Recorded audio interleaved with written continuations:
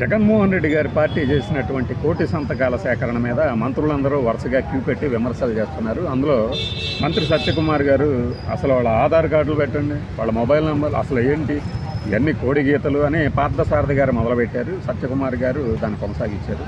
మధ్యలో సవిత గారు, నాకు తెలిసి గుమ్మడి సంజారాణి గారు అందరూ మాట్లాడతారు. ఫైన్, నేను కూడా కోటి సంతకాలంటే అంత ఈజీగా అయిపోదు కదా. కోటి నిజం కాకపోవచ్చు, కానీ 10 లక్షలైనా ఉంటాయిగా.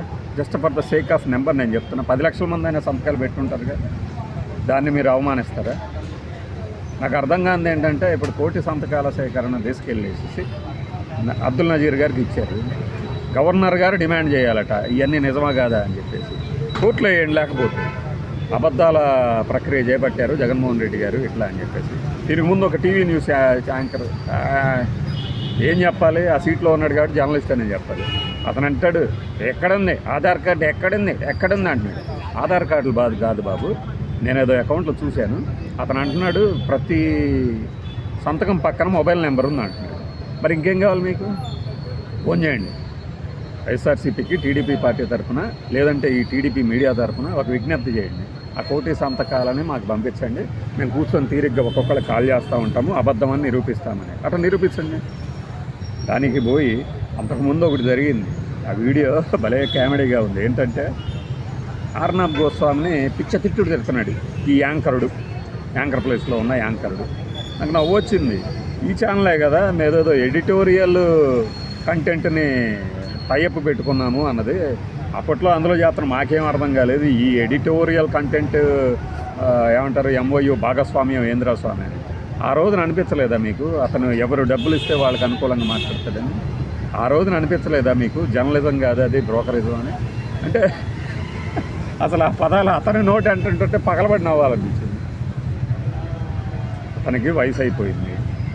ఆ ఛానల్కి ఎలా పడితే అలా మాట్లాడేవాళ్ళు కావాలి కాబట్టి తీసుకుంటారు. అందుకనే మరీ ఎప్పుడో నెలకోసారి రెండు మూడు సార్లు మనం ఆ వీడియోలు ఆడియోలు వినిపిస్తూ మాట్లాడతాం. కానీ వాళ్ళ తప్పు లేదు.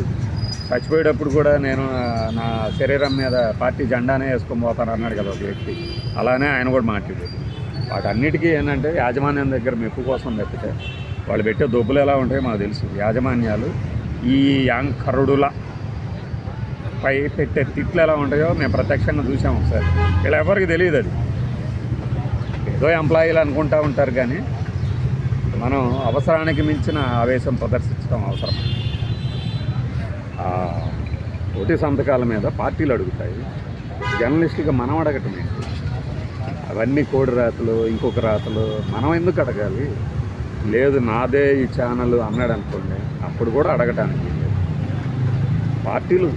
వైఎస్ఆర్సీపీ చేసిన దాని మీద విమర్శ టీడీపీ చేస్తుంది, టీడీపీ దాని మీద వైఎస్ఆర్సీపీ చేస్తుంది. న్యూస్ ఛానల్ చేయడం ఏంటి?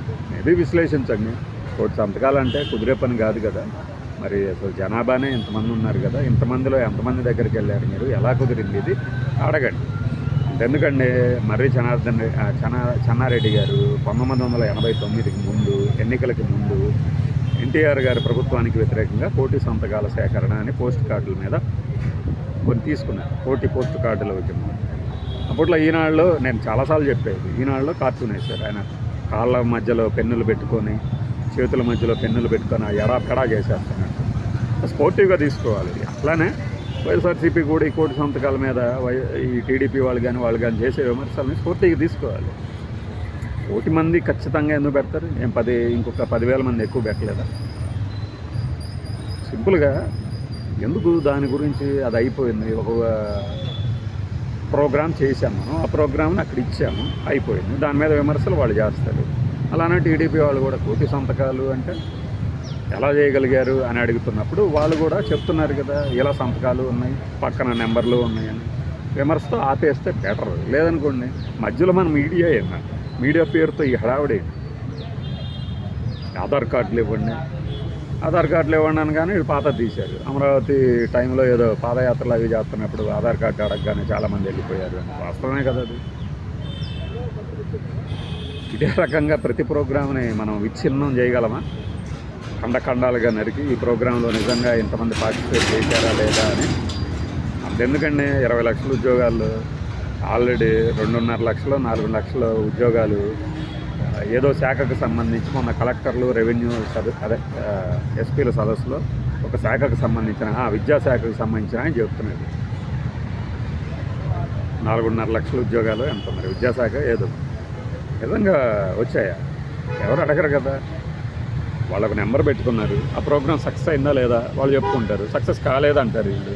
మధ్యలో మనం దూరే ప్రశ్నలు అడగటం ఏంటి?